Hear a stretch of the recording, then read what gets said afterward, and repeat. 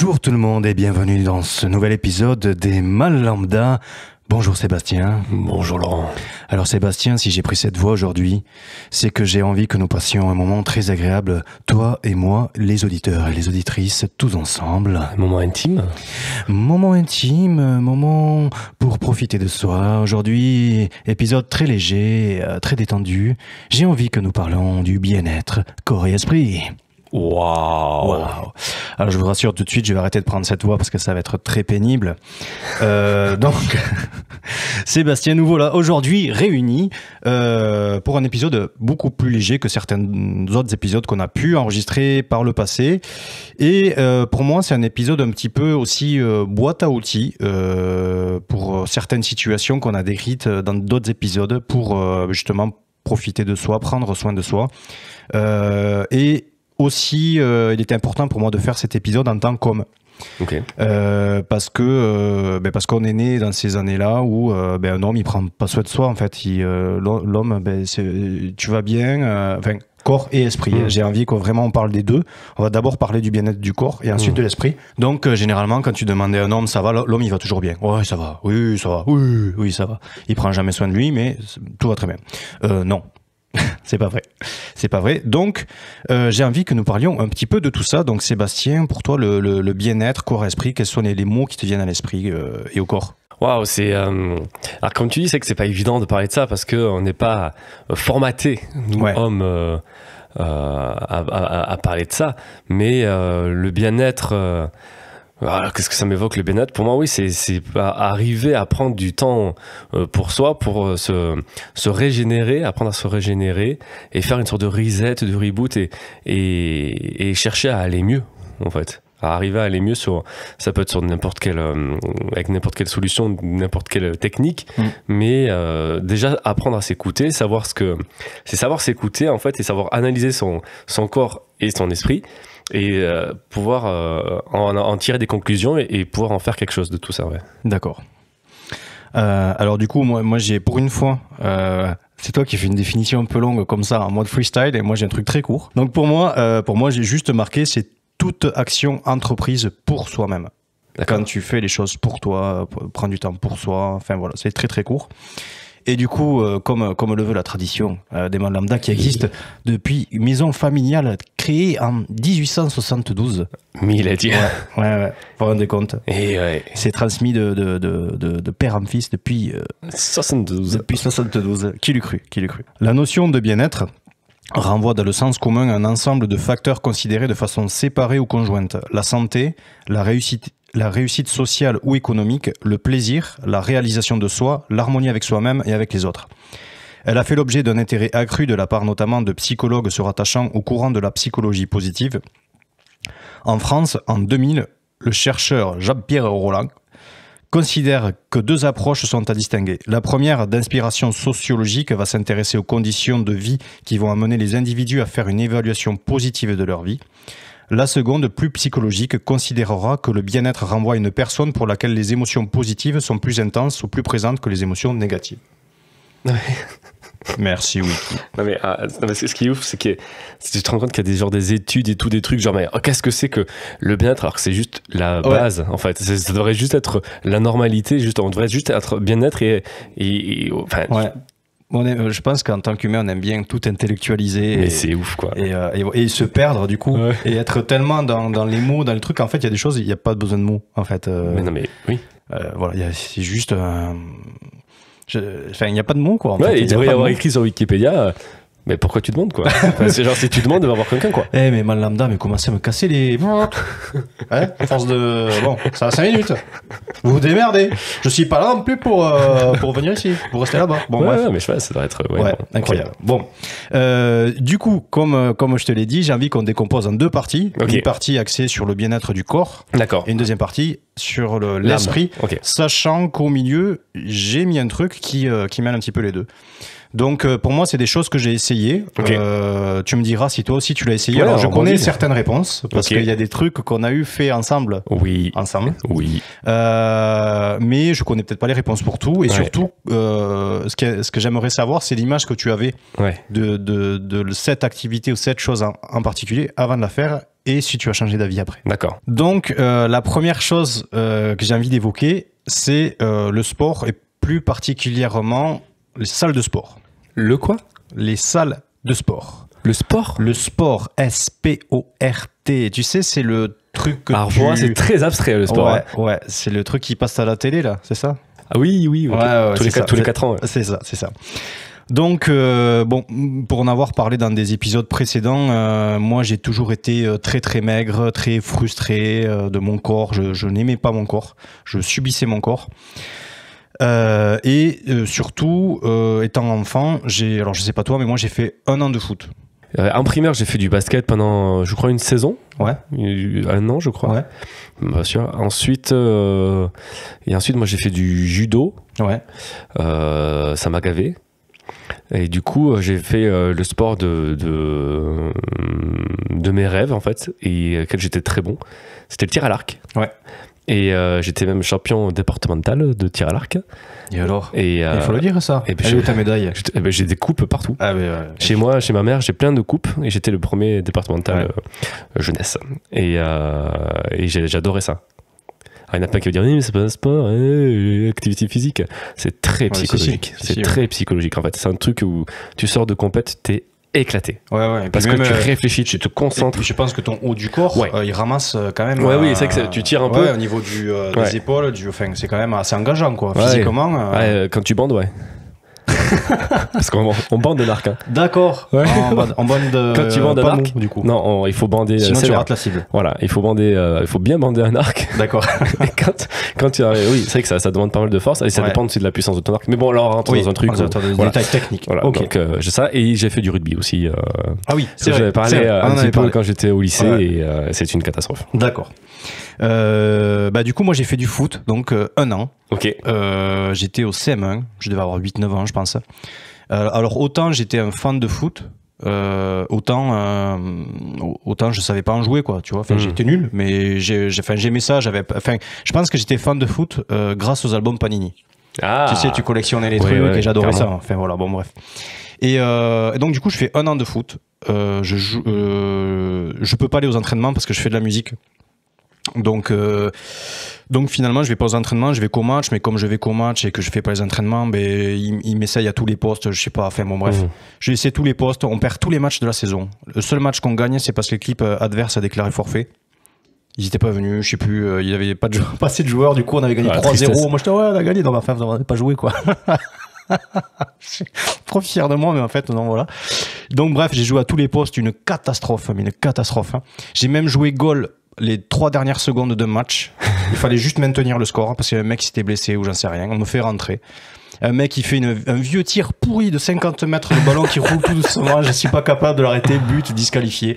Bref. Ah putain. Voilà, mon expérience sportive en club. En club, voilà, en tant qu'enfant. Donc, pour résumer, pour la faire courte, je n'ai jamais fait de sport. Voilà, d'accord. On peut le dire.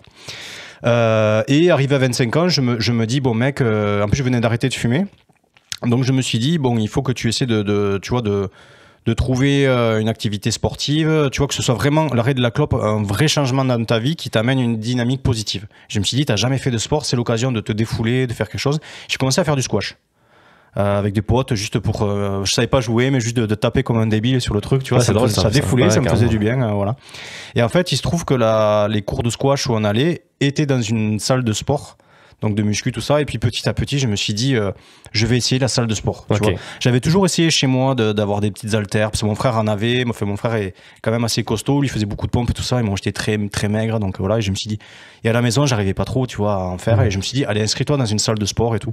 Par contre, il a fallu que j'aille, enfin, on y est allé avec un pote, je suis pas allé tout seul, et je me suis dit, moi qui étais scatchos comme pas possible, tu vois, de rentrer là-dedans et de voir tous ces Golgoth qu'il y avait là, toutes ces espèces de... En plus, la première salle de sport dans laquelle je m'inscris, elle s'appelle Giga Gym. Giga Gym. Tu vois, j'ai dit, oui, bonjour, je voudrais m'inscrire à Giga Gym. mal, alpha. Donc déjà, rien que le nom, tu dis what the fuck, et je me dis, t'es pas du tout à ta place là. Tu me dis, mais moi j'étais une espèce de crevette là, en plein milieu de Golgoth là. Et j'avais... tu te sentais jugé un peu ? Ouais, je me sentais jugé de me dire, putain, toi t'es trop scratch et tout, et les machines en plus je savais pas comment m'en servir, donc je regardais viteuf les descriptifs où les gens s'en servir, j'osais pas les demander parce qu'en plus il y avait pas de coach, c'était la salle une des moins chères, t'avais accès à toutes les machines, alors des machines neuves, par contre c'était des mecs qui avaient déjà des routines, tu vois, qui avaient déjà une expérience et tout, moi j'avais que dalle, tu vois. Et donc je les regardais faire de loin, j'essayais de faire pareil, et donc du coup j'étais là, putain t'étais ridicule, et puis je voyais en plus les mecs, mais le gros cliché, tu sais, tu les entendais au loin faire et du coup je me disais, qu'il lançait des haltères une fois que ouais, il lâche les trucs genre tu sais, vous avez vu ce que je viens de soulever, quoi. Et toi t'es là, tu fais mais il marche toujours comme ça, tu sais, toujours gorille, les dépardeurs avec les cols en W. Avec les barres qui cachent même pas le téton, à peine il sort un peu à droite à gauche, t'as les muscles qui sortent et tout. Donc bref, donc je me dis par rapport à l'image, tu vois, je dis moi je veux pas ressembler à ces gens-là. Bon, heureusement je ne leur ressemble pas du tout, et enfin c'est pas du tout ce que je voulais faire, mais je me dis tu vois, je me dis mais qu'est-ce que tu fous là, quoi, qu'est-ce que tu fous là. Donc le premier problème, c'est le problème d'image, tu vois, de me dire c'est pas fait. Alors pourtant ça, c'est un cliché, c'est un truc de mec et de solide. Mais moi, je suis un mec, mais je suis pas solide, donc c'est pas fait pour moi. Après coup, je décide de changer de salle parce que je me rends compte que celle-là n'est pas faite pour moi, en fait, parce qu'il y a que des bobbies, puis les meufs, c'était que des Brenda, tu vois, à faire que des squats, machin, et pareil, à toujours regarder les mecs. Enfin, c'était vraiment le cliché que j'en avais était confirmé. Tu vois, le stéréotype que j'en avais était confirmé. Mais je me dis quand même, je me rends compte que ça me fait du bien quand même de faire un peu de sport. Donc je me dis, tu changes de salle, tu vois. J'ai changé de salle, et là j'ai pris une salle où j'ai eu un coach, du coup en lui disant, voilà, moi j'ai jamais fait de sport, j'explique le truc, je vais te faire un programme, donc c'était un truc suivi, machin. Et donc au début on était 2, et finalement le pote avec qui j'étais arrêté, et j'ai continué à y aller tout seul. Et donc là c'est une routine que je fais depuis quasiment 10 ans. Donc j'ai ma routine, mes propres programmes, parce que du coup j'en ai fait plusieurs. Et c'est un moment qui me permet de à la fois prendre soin de mon corps, de pas trop me laisser envahir par la région bedinaire de trentenaire qui se dirige vers ses 40 ans, n'est-ce pas? Donc j'essaie de pas me laisser déborder. Il va pas trop vite, hein. Non, j'ai pas trop vite. Et pour compenser un peu les excès, tu vois, moi je prends plus ça comme pareil, un potard un peu au milieu, quoi, tu vois. Et je me rends compte que ça me fait du bien aussi à l'esprit, parce que pendant le confinement, quand j'ai pas pu aller à la salle de sport et tout ça, finalement je me rendais compte que c'était une routine qui me faisait du bien la semaine. Tu vois, d'y aller 2-3 fois par semaine, voilà. Donc là je continue d'y aller 1 fois par semaine, et voilà. Donc j'ai envie de te poser la question, je connais en partie la réponse. C'est, est-ce que toi, tu avais des clichés de salle de sport? Est-ce que tu y allais? Et en y allant, est-ce que ça a confirmé ce cliché-là ou pas? Ou finalement, est-ce que tu as apporté une autre réponse et que tu te dis, ouais, c'était cool?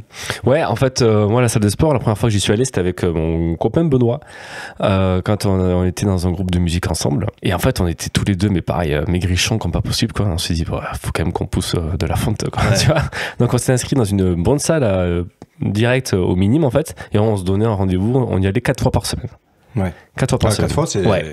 4 fois par semaine, et puis on avait un programme aussi, on avait un coach qui nous conseillait tout, qui nous expliquait tout. Et en vrai, il y avait les mecs stock, tout ça, mais il y avait un peu de tout, en fait, tu vois, il y avait un peu de tout le monde. Et puis on donnait des noms aux gens de la salle, il y avait les habitués, tu vois. Et il y avait un et non, je me rappelle, c'était le videur du Saint-Dessin. Ouais, bah souvent tu retrouvais des videurs de boîtes. Et en fait, on l'appelait Carhartt. Et pour moi, quand je le croise des fois je le croise dans la rue, je fais c'est Carhartt, parce qu'il avait que des fringues Carhartt. Tout le temps, n'importe quoi, un t-shirt. Il avait toujours un truc Carhartt sur lui.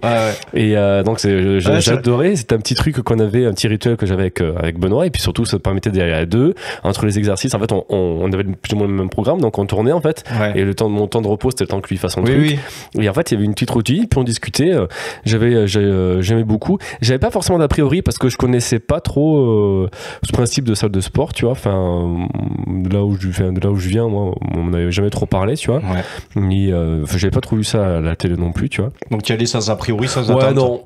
Sans a priori, j'allais comme ça, et oui, j'ai vu des mecs stock, mais je me suis jamais trop comparé, en fait. Là, j'y vais plus parce que juste, en fait, je trouve ça nul. Enfin, juste que personnellement, je trouve que si je m'amuse pas ou si j'ai pas un but derrière, ça ne me plaît pas, en fait.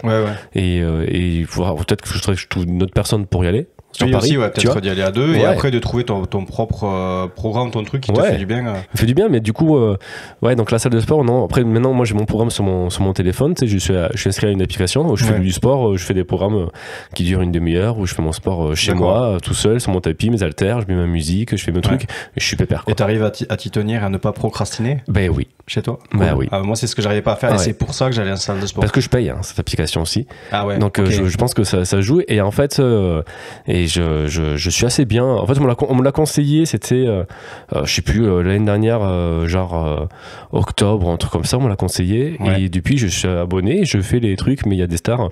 Ça s'appelle Train Sweet Eat, ça s'appelle. D'accord. Et puis j'aime bien, moi, les gens qui le font. Toi, ils sont super cool, ça discute à chaque fois. Là, il y a tout un programme avec Iris Mittenard qui est vachement bien sur les abdos. Et c'est un petit truc, c'est 15 minutes la vidéo. Et ça me va très bien. Ça me va très bien. Et ouais, non, la salle de sport, je n'ai pas forcément d'a priori. Mais j'aimais bien. Et je suis allé aussi à Movida, du coup, après, tout seul à Toulouse. Mais je m'y tenais, en fait. Je m'y tenais quand j'étais en coloc à Toulouse, ma dernière année de Toulouse. Et j'allais, mais 3-4 fois par semaine, tout seul, quoi. Et j'aimais bien. Le matin, j'y allais, je me levais, je faisais mes trucs, je revenais. Et j'étais rentré dans une routine où ça ne me dérangeait pas. Et en plus, à chaque fois que j'y allais, il y avait le marché. Donc je rentrais, je prenais mes salades, mes trucs. C'est ça, en fait. Et moi, il y a un truc des bienfaits de la salle de sport où je vais actuellement, qui se trouve de l'autre côté de la Garonne. Donc moi, je suis rive gauche de Toulouse et la salle de sport est proche du Capitole. C'est que quand je finis donc moi j'y vais toujours le soir, et quand je finis mon truc, je repasse dans la petite rue Gambetta là, qui est une rue avec plein de petits restos, plein de vie, plein de trucs, de nuit avec l'éclairage, la route pavée, et j'arrive sur la Garonne au niveau de la Dorade avec la vue sur l'Hôtel Dieu, sur la Grave, et à ce moment-là, mon téléphone il est dans la poche, et c'est vraiment ce moment où je marche, j'ai 10 minutes de marche, et je suis en contemplation de la vie, en fait. Et un des trucs que je préfère dans le sport, presque, c'est ça. Et tu vois, et ça, je l'ai pas si je reste chez moi. Et le fait d'aller à la salle de sport, et je me dis, alors à la fin de ma séance, déjà, il y a un hammam là-bas, bon, qui marche pas tout le temps, mais déjà, c'est cool de me faire 5 minutes de hammam. Il y a la douche, et il y a ce chemin retour qui, pour moi, est une sorte d'un pèlerinage qui me ressource, en fait, toutes les semaines. Ouais, parce que le temps que tes endorphines travaillent, tout ça, tu sors de là, t'es bien, t'es content d'avoir fait ce que t'as fait, et tu vois le beau paysage de Toulouse. Tu te sens léger, tu te sens. Ça joue. Et puis, moi, je suis fier de moi, je me dis, putain, t'y allais, quoi, tu vois, alors qu'avant, juste avant d'y aller, des fois, pour rejoindre la procrastination, tu te dis peut-être demain c'est cool aussi, tu vois. Carrément, ou alors il pleut, ou le sport, un peu de vent aujourd'hui. Le sport c'est intéressant parce que c'est bien pour le corps et l'esprit. Ouais, exactement. Ça sert les deux. Un autre exemple de lieu où avant je n'osais pas aller parce que je me disais l'image que ça renvoie, moi, de mec qui est dans cet endroit-là, j'avais l'impression que j'allais être jugé comme un pervers, un mec un milieu d'endroit qui est dédié aux femmes, alors que pas du tout, et que je suis pas du tout pervers en plus. Donc tu vois, tu te dis des fois pourquoi tu te poses autant de questions, en fait.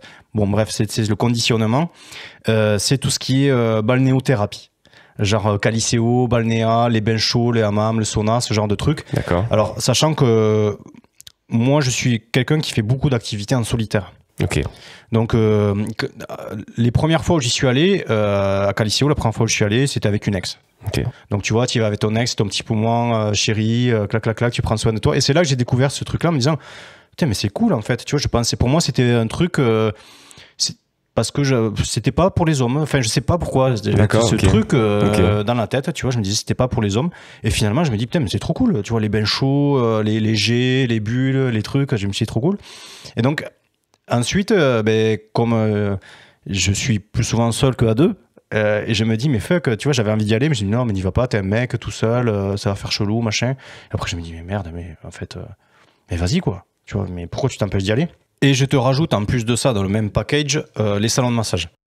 Ah, tu mets dans le même package? Ouais, je te mets balnéo, massage, tout ça, je te mets ensemble parce que je l'ai découvert quasiment plus ou moins en même temps. Enfin, pas vraiment en même temps, mais il y a des endroits où j'ai fait les deux. Enfin, je sais pas, tu sais, le fait de me dire t'es un mec, enfin, une espèce de cliché que j'ai en tête de me dire putain, mais comment ça va être perçu le fait que tu sois un mec tout seul qui vient en fait, les personnes qui travaillent là, elles font juste leur taf, tu vois. Et puis moi je sais très bien que je vais rien faire si ce n'est que c'est pas profiter écrit, du moment. C'est quoi, pas écrit réservé uniquement aux femmes. Mais oui, quoi. Oui, c'est ça. Mais c'était des trucs que j'avais dans ma tête et de me dire en tant que mec. Et puis c'est pas le truc, tu sais, le mec, t'as fait quoi aujourd'hui? Ouais, moi j'ai coupé du bois, j'ai fait machin et toi? J'ai me fait faire masser, j'ai fait un petit calicéo, c'était génial. Je me suis fait les ongles et tout, c'était top. Et tu vois, tu l'assumes pas le truc, tu vois, alors que fuck en fait, c'est juste. Et du coup, j'adore ça. Maintenant, j'adore ça. Je m'en fous. Je vais me faire masser. Je vais souvent au calicéo. J'ai une carte. J'y vais tout seul en fait. Ok. Et je vais dans les bains et tout. Mais je me régale. Je prends vraiment soin de. C'est vraiment du coup un moment que tu prends pour toi. Ouais. Et c'est absolument génial. C'est un truc que j'adore faire maintenant et que j'arrive à faire seul. Du coup. Et tu vas souvent? Alors calicéo, j'essaie d'y aller une fois par mois. Ah ouais. De me faire 1 ou 2 heures là sur ma carte que j'ai acheté là et le salon de massage, donc on a essayé ensemble ouais. Un salon de massage sur Toulouse. On a fait même un autre ailleurs aussi. Oui, alors on en a fait un le premier, le jour de la création du premier week-end du Malanda en Auvergne. C'est vrai. On était dans un hôtel classe, un truc classe, stylé, on peut le dire, où il y avait à peu près que des Allemands de 70 à 80 ans. Ouais, et il y avait une conférence de vieilles voitures allemandes. De vieilles voitures allemandes, donc voilà, il y avait que des vieux Allemands et nous. Et cet hôtel, en plein milieu de l'Auvergne, c'était assez cocasse comme situation. Et donc il y avait un petit espace bien-être avec, il y avait un spa dehors, il y avait... il y avait plein de trucs, et il y avait aussi, ils proposaient des massages, tout ça, et du coup on s'était dit, vas-y, et on vous postera des photos, parce qu'on a des photos que je n'ai jamais postées. Petit peignoir, petit chausson. Tu te rappelles? C'était vachement bien. Et en fait, c'était tellement cool. C'était tellement cool de profiter de moments comme ça. Et voilà, et des fois, on se met des barrières en fait tout seul dans la tête en se disant, c'est des trucs qui font partie de notre éducation et de comment on a grandi. Je pense que les générations d'aujourd'hui et celles qui rêveront après ne se poseront pas ces questions peut-être. Mais moi, ce message-là, il est adressé surtout peut-être à des mecs ou même des filles qui ont aussi ce genre de stéréotypes dans leur tête, de se dire, ce truc-là, c'est réservé à des mecs, ça, c'est réservé à des filles ou machin, en fait, des activités genrées, quoi, tu vois. Alors on n'assume pas forcément. Ouais, mais tu vas pas assumer, mais alors qu'en fait, si tu t'écoutes, ça te fait trop du bien, mais pourquoi tu t'empêches d'y aller, quoi, tu vois? C'est clair. Moi, je vais pas à Calicéo, tu vois, je suis allé une fois, je crois, à Calicéo. Ici à Toulouse? Ouais, tous les soins balnéaires, tout ça, mais c'est pas du tout. J'ai jamais vraiment testé en fait. D'accord. Toi, j'ai fait une fois à Calicéo, il y a plus de 10 ans, quoi, tu vois, bien plus que de 10 ans. Et est-ce que tu y étais allé accompagné? Oui, avec mon ex, ouais. D'accord. J'étais avec une ex. Mais donc ça, donc je connais pas trop. Et j'avais vu qu'il y avait, je pense à Calicéo, il y avait une section massage. Ouais. Et je m'étais toujours dit, tiens, non, tu vas pas aller quand même, t'es un mec, tu vas pas te faire, c'est bizarre. Ouais. En plus, j'avais une début de vingtaine, tu vois. Je vais pas aller à des grandes des adultes qui viennent te masser. Tu vas passer pour quoi? Tu vas passer pour un pervers qui veut se faire toucher. Tu vas pas y aller, quoi. Donc, je m'étais mis une limite sur ça. Et la première fois que je suis allé dans un salon de massage, c'était un tournage à Biarritz. Et en fait, on tournait dans un hôtel, pareil, un peu de luxe, tout ça, pour faire une vidéo, pour une conférence, je sais plus quoi. Et ils proposaient du coup des services de massage, comme sur l'hôtel qu'on a fait à la dernière fois. Non, c'était un hôtel aussi. Et là, mon patron était là, il fait, bon, je vais me prendre, je crois que je vais me réserver un petit massage pour demain et tout. Je fais, vas-y, moi aussi, tu vois. Et j'ai choisi, et c'est là où j'ai fait mon premier. Et j'avais 24 ans, je pense. Peut-être même un peu plus, même. Ouais, plus, mais c'était juste avant de partir de Paris, donc j'avais 25, 26 ans. Et je suis j'y vais, tu vois. Et donc je réserve, et comme d'hab, j'arrive toujours une demi-heure à l'avance, en mode stressé. Ouais, stressé. J'étais stressé. Tu connais pas. Comment ça va se passer? Donc je vois une femme qui arrive, toute douce. Allez-y, je dis, c'est mon premier massage, j'y connais rien, mais alors faites celui-là, je vous le conseille. Si vous connaissez pas trop encore, vous allez voir, c'est bien. Vous voulez mettre un string en papier ou le reste en boxer? Je fais quoi? Moi, la première fois, on m'a proposé la question, on me l'a donné. Et c'est après que j'ai découvert ce que c'était, quoi. Mais du coup, je fais non, je vais rester en boxer, tu vois. Ouais. Et du coup, je suis j'ai un boxer. Et là, mais révélation, quoi. Je dis, mais c'est trop bien. Ouais. Parce qu'en plus, moi, de base, j'aime pas qu'on me touche. Je suis pas tactile. Ouais. J'ai vraiment du mal, même les petites caresses sur le bras, les trucs comme ça, ça m'agresse, ça me fait des guilis ou autre. Et alors, je commence à me détendre sur ça. Mais avant, c'était, impossible de me toucher. Ou même, tu sais, même des ex qui ont essayé de me faire des massages, tu sais, c'était toujours un petit peu sans huile ou un petit peu comme ça. Et j'aimais pas, en fait. Mais ne me touchez pas, quoi. Et là, grosse révélation sur le truc, la musique, l'ambiance, toujours en train de te masser en boxer. Du coup, j'ai pas mis le truc en papier. Et du coup, là, grosse révélation. Je disais, ok, bon, c'est génial, quoi. Et la seule fois où j'ai mis un string en papier, c'était avec moi. C'était avec toi, c'est un truc. Parce qu'en fait, elle m'a dit, vous voulez ça? Je fais, non, mais je peux rester en boxer. Elle me dit, non, mettez ça. Oui. Elle m'a pas laissé le choix, en fait. D'accord. Et je dis, bon, ok, je vais le mettre. Et ouais, non, mais. Ouais. Alors, déjà, tu sais pas dans quel sens il faut le mettre. La première fois, j'ai mis à l'envers. C'est vrai. Je me suis dit, merde, il y a un souci, quoi. Ça, tu vois, c'est non, ça marche dépasse, pas, quoi. Voilà. Ça déborde. Et du coup, j'ai compris après que, enfin, avant qu'elle rentre, je te rassure, j'ai compris que je vais retourner. Je me suis dit, attends, mais comment c'est branlé ce truc? Et après, je me suis dit, ah, ok, tu vas. Mais franchement, t'as pas l'air fin. Déjà, même, ouais, t'as pas l'air fin parce que c'est vraiment, il y a rien, quoi. Enfin, c'est transparent, quoi. Ouais, quasiment. C'est quasiment un blanc cassé. Enfin, voilà, c'est pas non plus. Tu vois ce qu'il y a dessous, quoi. Donc, moi, j'étais un peu gêné, quoi. Je me suis dit, mais je vais pas mettre ça. Et quand elle est arrivée, je me tu sais, je me cache un peu. Non, mais en plus, c'est un peu tamisé, on voit pas grand chose. Oui, voilà, c'est ça. Et puis, c'est leur job. C'est leur job, ouais. Détendez-vous, quoi. Je fais, ok, bon. Tu vois, typiquement, au truc où on était, nous, ça permet aussi d'assumer son corps, je trouve. Et d'accepter son corps. Ouais. Quelque part. Enfin, moi, ça a été un bon exercice aussi pour ça, de me dire, ben là, t'as pas de cache-misère, tu vois, t'as pas le t-shirt qui cache, le truc qui cache, t'es là, un peu ta bedaine, un peu, tous tes trucs, tes défauts que t'aimes pas, ben là, tu te dis, fuck. Ouais, c'est vrai, parce que moi, je suis très pudique en plus, donc c'est très compliqué. Ouais, non, il y a ça aussi. Et tu te dis, en fait, le truc qu'on a fait ensemble en Auvergne, les autres clients qu'elle a massés, c'était des Allemands de 80 balais, quoi. Ouais. Tu vois. Donc tu te dis, c'est bon, elle a fait elle a fait la guerre, quoi, tu vois. Ouais, mais on devrait pas penser à ça en plus. À partir du moment où c'est son métier, c'est qu'elle va avoir des corps et qu'elle va masser des corps. En fait, elle s'en fout, quoi. Enfin, tu vois. C'est juste toi, dans ta tête, arriver à te dire, bon, écoute, c'est pas grave. Mais c'est qu'en fait, t'as envie de plaire, en fait. Tu sais, t'as envie de plaire à la personne. C'est comme quand tu vas chez l'ostéo ou au kiné, tu sais, t'es toujours un peu mal à l'aise moi, je suis très mal à l'aise de me déshabiller et j'ai envie d'être bien pour. En fait, je pense à elle, j'ai envie de lui dire, putain, mais j'ai pas envie qu'elle voit un vieux corps. J'ai envie qu'elle se dise, tiens, c'est quand même agréable de toucher un corps un peu bien, tu vois. Et c'est un jugement derrière. T'as peur d'un mauvais jugement, en fait. Ouais, d'un jugement, et même j'ai envie de lui faire passer un moment agréable. Enfin, c'est con, mais j'ai pas envie qu'elle ait pas envie. Qu'elle ait pas envie de dire, oh, putain, qu'elle soit dégoûtée à la vue de ton corps, de se dire, ah, c'est ça. Donc, du coup, moi, je culpabilise souvent sur ce truc-là pour elle, en fait, en mode, bon, j'espère quand même que ça va, quoi. Alors, du coup, moi, ça m'est venu, pendant que tu disais, la première fois, en fait, le premier massage que j'ai fait, ça fait le mec qui se la pète vachement, c'était au Vietnam, à Hanoï. Stylé. Non, j'étais parti vraiment là-bas avec un client, un client à moi, 3 jours là-bas. Et du coup, bon, on finit de faire ce qu'on avait à faire très rapidement. Voilà, c'était pour résoudre un problème sur un avion. Donc on résout le truc.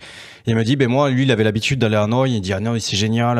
Et moi, j'avais qu'une après-midi, en fait, vraiment pour visiter les trucs clés. Donc il me dit, je vais t'amener là, là et là et là. Et il me dit, un salon de massage, il est top et tout, un truc dans le centre et tout. Il me fait, tu veux venir avec moi?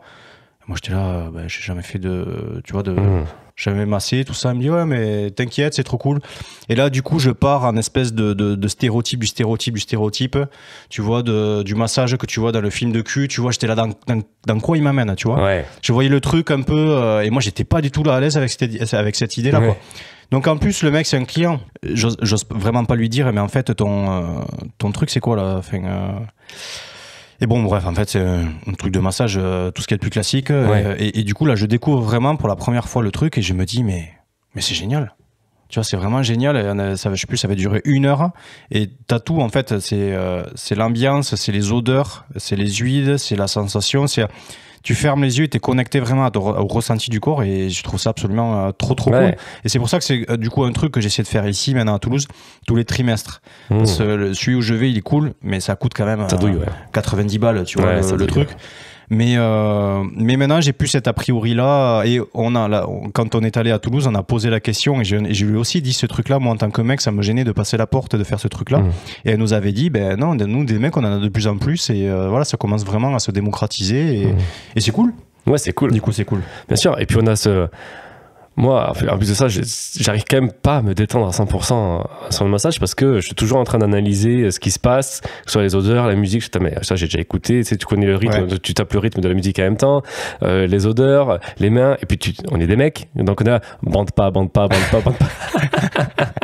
Ouais, moi, ma plus grosse peur, ça a été ça de me dire, ah, waouh, là, comment tu vas être ridicule. Ouais, t'es en string, t'es à moitié à poil, t'es là en train de toucher, mais alors que c'est pas du tout, t'as même pas envie. Il n'y a rien de sexuel. En plus, tu le dis. Ouais. Et du coup, tu te dis, c'est comme quand tu te dis ne tombe pas, et surtout ne tombe pas. Ouais, et tu tombes. Ouais, c'est ça.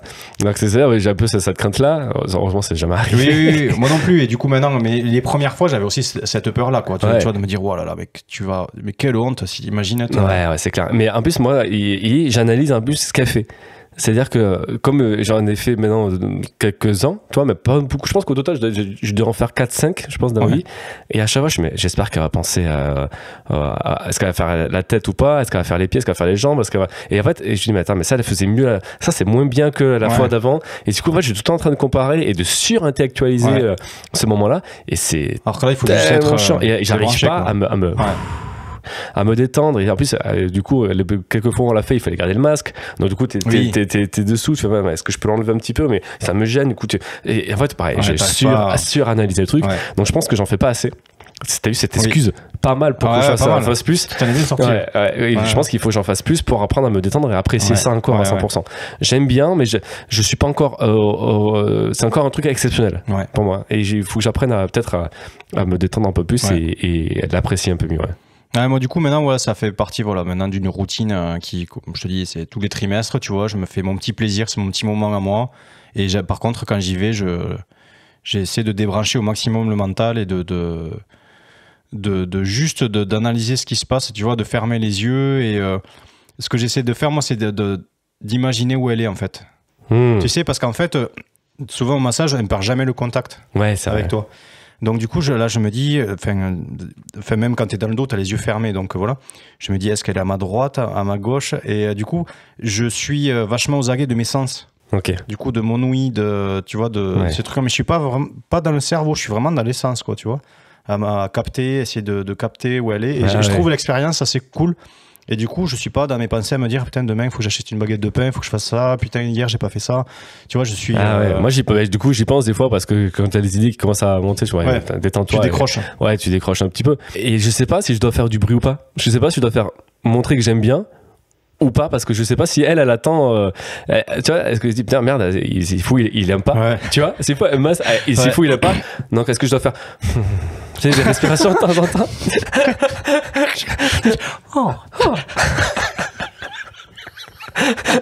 Je crois qu'en fait. Non mais du coup moi je suis avec les autres je comprends ce que tu dis. Et des fois elle arrive, ça va, ça se passe bien, et je sais pas, ça me dit ça parce que je réagis pas du tout, ou je dis ça super. C'est l'overthinking, l'enfer. Moi c'est une torture, quoi. Ami hypersensible, si vous nous écoutez, c'est clair. Et d'un autre côté je me dis, mais tous les mecs à chaque fois sont là, c'est putain relou, quoi, tu vois. Non mais c'est ça. Donc je pense que je sais pas s'il vaut mieux attendre que tu te poses la question et dire oui plutôt que de faire c'est clair. Mais je crois que j'en laisse échapper un ou deux. C'est deux fois quand il y a un truc, c'est juste une grasse aspiration là. J'en laisse un ou deux, mais sans le. Parce que le il peut vraiment mal passer, quoi. Chelou. Super chelou ce type. Appelez-moi la police de suite. Donc donc le massage. Ok. Prochain domaine que je vais aborder, qui regroupe vraiment les deux, et que je t'ai fait découvrir, je crois, en décembre. Je suis pas sûr que tu aies déjà fait ça avant. C'est le yoga. Ah oui, effectivement. Voilà. Donc pour moi, le yoga, c'est vraiment la frontière entre les deux. Voilà, c'est la vision que j'en ai, c'est le ressenti que j'en ai aussi, entre prendre soin du corps et de l'esprit, peut-être plus que la salle de sport, en fait. Donc moi, ça fait un peu moins d'1 an que j'ai découvert ça. Voilà. Et pareil, l'image que j'en avais, pour moi. Yoga, méditation, tout ça, je te mets ça dans le même panier un petit peu. Pour moi, c'était des trucs de perché, quoi, tu vois. Je comprenais, enfin, juste, ça n'avait aucun sens. Non, mais c'est ça. Non, mais Jean-Michel Clichy 3000. Et du coup, c'est pour ça que j'ai envie d'en parler, parce que j'ai essayé que maintenant, tu vois, avec le recul et l'éveil que j'ai, c'est vraiment, je dois en faire. Tu vois, c'est un besoin, quoi, tu vois, vraiment d'en faire. Et c'est un truc qui m'apporte énormément. Mais au début, je voyais ça de loin, je me disais, mais attends, mais en fait, en quoi tu fermes les yeux là, tu fais ça, et alors Ça sert à rien, quoi, tu vois. Pendant que tu fais ça, tu fais rien. Je voyais absolument pas l'intérêt. Je comprenais rien. J'étais là, je comprenais rien, quoi. Et le truc, c'est que j'ai découvert ça, le yoga, donc il y a un peu moins d'1 an, après avoir découvert mon hypersensibilité et connaître mon fonctionnement et savoir que j'étais toujours dans ma tête. Donc j'ai plus le même regard, tu vois, sur le truc. Et donc quand j'ai essayé, vraiment, je me suis dit, ça m'aide tellement à être sur le moment et sur le ressenti de mon corps, tu vois, sur des postures, des petites postures. Enfin, mon but, c'est pas de tenir ou d'être en lévitation ou de m'asseoir sur des pics ou de, tu vois, encore ce gros cliché du yoga. Mais c'est sur des équilibres ou des trucs, d'être vraiment dans le ressenti du corps, des petits ajustements, des petits trucs. Et en fait, quand tu fais ça, déjà tu vas venir engager des zones de ton corps que tu n'as pas l'habitude d'engager en temps normal. Donc déjà, tu te fais du bien et tu te relaxes le corps. Et du coup, tu relâches des tensions dans l'esprit aussi, quoi. En fait, les deux sont liés. Mais je suis pas dans ma tête. Je suis concentré à tenir mon équilibre, à tenir mon truc. Et je suis là, en fait. Je suis présent. Et c'est vraiment, moi, le yoga, c'est un truc qui m'aide quand je pars trop loin dans ma tête, que je suis trop absorbé par plein d'énergie. Le yoga, maintenant, j'y vais 1 fois par semaine, tous les mardis. Et c'est mon moment où je me re-amarre, je me re-ancre vraiment sur le moment, sur mon tapis. Et en plus, voilà, moi, je fais du yoga avec Pierre. Donc, je lui fais de la pub, Pierre Yoga. Je partagerai son compte, qui a une approche que je trouve vraiment qui me parle énormément. C'est-à-dire qu'il y a toujours un petit peu... C'est jamais d'une séance à l'autre, c'est jamais la même chose. Lui, il fait du Hatha Vinyasa, il y a plusieurs sortes de yoga. Et à chaque fois, il a toujours au début, suivant son humeur du jour et tout ça, il a envie de transmettre quelque chose d'une manière ou d'une autre. Il y a toujours une petite approche pseudo-théorique qui explique un petit peu la notion de yoga et enfin, d'où ça vient et tout ça. Et ensuite, là, quand on se met sur le tapis, on fait les trucs. Et des fois, j'ai un chimaras. Parce que des fois, il y a des postures, tu vois, tu te dis, ouais, bon, c'est pas trop engageant. Il y a des trucs, des fois, je te jure, j'ai le corps qui tremble de partout. Enfin, vraiment, tu engages ton corps, quoi. Et ensuite, tu le détends.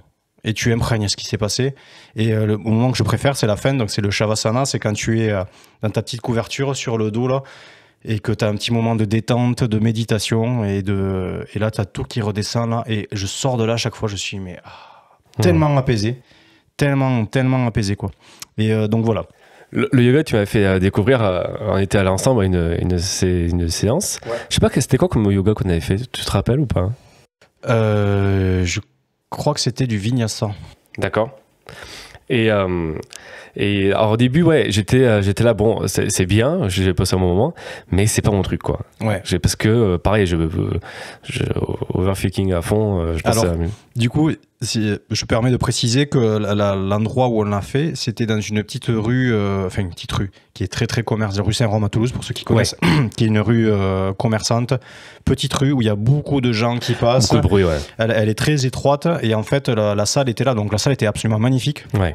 Par contre, un peu mal isolé. Et c'est vrai que pour pratiquer un bon yoga, pour moi, pour la méditation, tu as besoin d'être dans un environnement qui est absolument calme, où t'es pas forcément trop gêné par les bruits extérieurs. Et qui du coup se prête aussi au yoga et à la méditation. Et je trouvais que l'endroit était un peu stérile, quoi. Tu vois, c'était c'était très blanc. Enfin, c'était une salle de sport en même temps. Enfin, c'est une salle de danse, je crois. Ouais, de danse. Je crois. Ouais. Donc c'est pas avec des miroirs. Et... Ouais, voilà. Donc c'est plein de choses qui. D'ailleurs, on vous partagera une photo parce qu'on avait pris une photo. On a pris une photo à ce moment-là, de cette initiation. Carrément. Et la session était très très très bien en fait. Toi, c'était pas. Je remets pas en question le cours, mais j'étais là, oui, bon, enfin non, c'est pas pour moi, tu vois. Et puis j'ai commencé à me poser des questions, j'ai commencé à me dire, bon, bah, quand même, il faudrait quand même que j'essaye pour me détendre. Et puis j'en ai parlé à une amie qui m'a pas mal poussé à faire du yoga. Du coup, j'ai cherché à côté de chez moi. Le premier résultat, c'était un yoga une salle de yoga qui s'appelle La Canopée. Ouais. Petite pub aussi. Et donc, je me suis inscrit. En fait, il y a différents styles de yoga. Et je me rends compte que moi, quand j'ai vu, moi, ce que je fais, c'est du yin et nidra. Et je fais, j'ai vu que c'était juste dans la détente des muscles, juste dans la relaxation et que tout se faisait allonger. En fait, je suis ça m'intéresse de pas me mettre dans des positions de l'espace pour ma souplesse.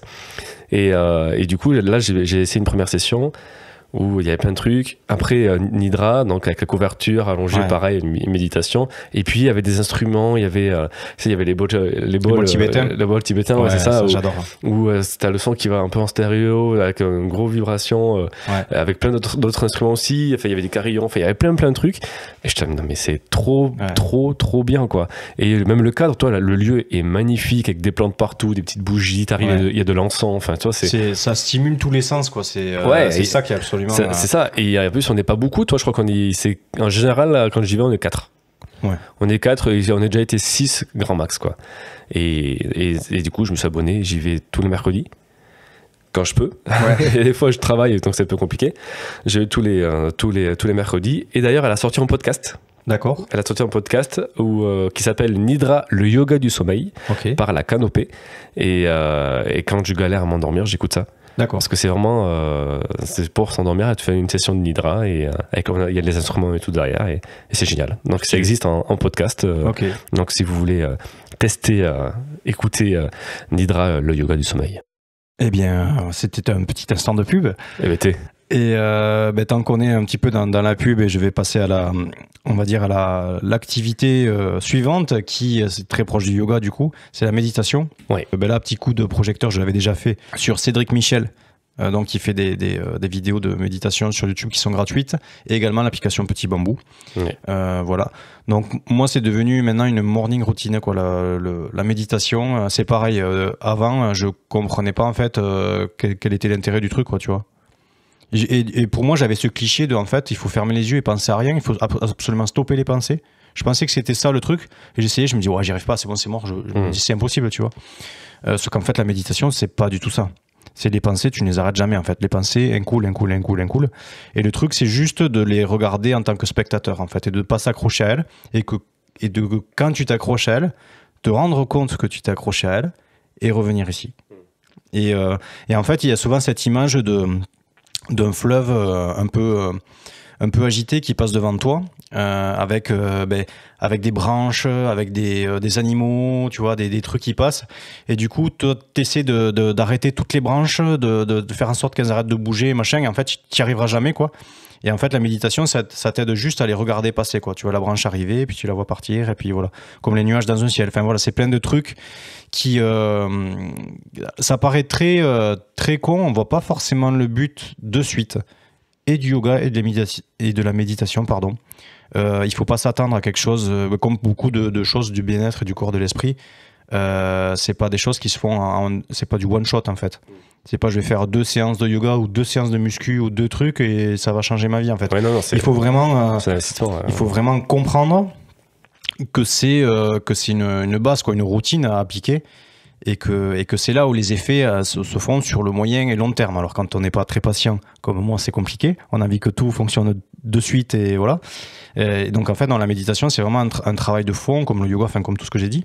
Et du coup, moi, c'est vraiment un truc qui m'aide à me recentrer, à vivre les choses un peu plus posément, un peu plus calmement, et ça aide à énormément de choses. Tu peux t'en servir pour t'accompagner dans énormément de choses, que ce soit la confiance à soi. Tu vois, sur Petit Bambou, tu as plein de programmes pour le sommeil, ça peut être des trucs par rapport à des dépendances que tu peux avoir, par rapport à la nourriture, à l'alcool, à plein de choses, à la sexualité aussi. Tu as vraiment plein d'approches de méditation qui sont... voilà. Donc, Petit Bambou, j'ai eu la chance d'avoir...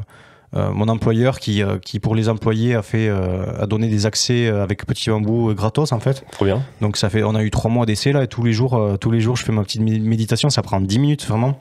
C'est un truc que j'essaie de faire moi le matin. Voilà. C'est vrai, j'avais déjà dit dans des épisodes précédents, mais souvent le matin, je pars, je suis affolé, je me dis, oh là là, il faut faire ça et ça. Et pour partir sur un rythme un peu plus calme, je me dis, mec, stop tout le matin, tu fais ta petite méditation de 10 minutes et tu commences ta journée. Moi, j'arrive tellement pas, moi. J'arrive pas à la méditation. C'est un truc où j'ai essayé Petit Bambou, j'ai essayé Volume, j'ai essayé plusieurs applications. Et pareil, j'ai essayé pour le matin. Et la seule fois, je me suis dit, allez, vas-y, tu le fais. Je l'ai fait. Il y avait les travaux qui ont commencé au-dessus, dans l'appartement. Au milieu du truc, vas-y, ça m'a saoulé. Alors, des trucs, et dans la méditation et dans le yoga, on te dit qu'en fait, il faut arriver à composer avec l'extérieur tout le temps et pas être. Et c'est normal. Il faut, genre, on te dit de de regarder ce bruit avec attention et non pas le juger. En fait, te dire ce bruit il m'énerve, il me perturbe et tout ça, mais plutôt de se dire c'est un bruit très aigu, c'est un bruit. En fait, tu contemples les choses. Ouais. Tu les analyses pas, tu les juges pas en fait. Mais c'est ce quand même. Alors théorie, hein, parce que moi effectivement, je te dis ça, mais quand je fais de la méditation ici, qu'il y a des voitures ou le camion poubelle qui passe, je dis mais putain mais casse-toi quoi. Putain, je suis en train de méditer là, j'étais à 2 doigts de. Ouais. Mais c'est clair. Mais en fait, c'est ce qu'elle nous dit quand on fait le nidra à la canopée. Des fois, on entend, donc on est allongé, donc forcément, on entend un peu les bruits de la rue. Et puis, dans son approche, elle dit écoutez le bruit, écoutez les enfants qui discutent, écoutez le scooter qui vient de passer. Soyez curieux, écoutez-le, ce qui passe de droite à gauche. Tu vois, elle nous aide à composer avec ça, c'est clair. Ça, c'est des éléments de méditation qui sont amenés dans le yoga. Yoga, la méditation fait aussi. Oui, ça c'est lié. Mais moi, j'aime le faire et ça me fait du bien. Et quand je sors de ce yoga et méditation, j'adore, mais il faut que j'ai un cadre en fait. Il faut que j'ai un cadre, qu'on soit plusieurs, que j'attends l'énergie des corps, que je sente un truc, que quelqu'un me le fasse en réel. Mais moi, tout seul chez moi, fermer les yeux, m'asseoir et je n'y arrive pas. J'essaye à chaque fois, mais j'y arrive pas quoi. Je n'y arrive pas du tout. J'essaye, hein, mais non. Après, des fois, je pense qu'il y a des moments dans la vie qui s'y prêtent plus que d'autres. Peut-être, mais ça m'étonnerait. Mais c'est pas parce que tu n'y arrives pas aujourd'hui que tu n'y arriveras pas demain. Et peut-être un jour ça te parlera, peut-être ça te parlera jamais. Peut-être, mais après, je sais que moi, ça fait plusieurs années que j'essaye. J'ai vraiment plusieurs années que j'essaye. Je pense que ça fait 3-4 ans où plusieurs fois on m'a dit essaye la méditation. Parce qu'avant, je travaillais dans la presse féminine et c'est vrai qu'on parlait beaucoup de méditation et de bien-être, justement, parce que c'était la presse qui s'y prêtait le mieux. Et donc plusieurs fois on m'a dit mais essaye et j'y arrive pas quoi. J'y arrive pas. C'est peut-être parce qu'on te dit essaye et... Peut-être que ça vient pas de moi et peut-être que j'en attends trop en fait. Aussi J'en attends beaucoup trop et que mais en fait j'ai l'impression de perdre mon temps quoi. Mais c'est qu'une impression hein. Mais j'ai vraiment cette impression d'être allongé, de fermer les yeux pendant 10 minutes, je me dis allez vas-y, j'espère que ça va passer vite. Mais c'est des fois ce que je me dis moi aussi en faisant plein de programmes en fait, je me dis putain mais en fait c'est toujours la même chose.